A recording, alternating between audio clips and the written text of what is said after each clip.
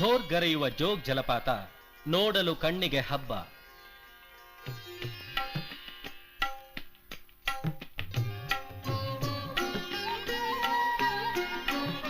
ಲಿಂಗನಮಕ್ಕಿ ಜಲಾಶಯ ತುಂಬಿದ ಸಂದರ್ಭದಲ್ಲಿ ಮುಖ್ಯಮಂತ್ರಿ ಎಸ್ ಬಂಗಾರಪ್ಪನವರಿಂದ ಪತ್ನಿ ಸಮೇತ ಶರಾವತಿಗೆ ಪೂಜೆ ನಮನ, ಬಾಗಿನ ಹಾಗೂ ಪೂಜಾ ಸಾಮಗ್ರಿಗಳ ಅರ್ಪಣೆ.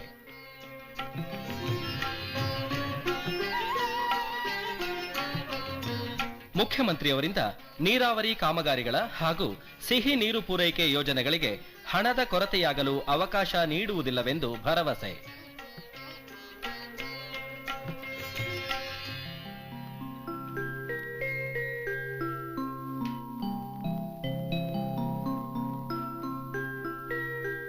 ಜನಸಾಮಾನ್ಯರಲ್ಲಿ ಕನ್ನಡತನವನ್ನು ಜಾಗೃತಗೊಳಿಸಿದ, ಕನ್ನಡ ಸಂಸ್ಕೃತಿಯನ್ನು ಉತ್ತುಂಗಕ್ಕೇರಿಸಿದ ಮಹತ್ವದ ಐತಿಹಾಸಿಕ ಕೇಂದ್ರ ಹಂಪಿ.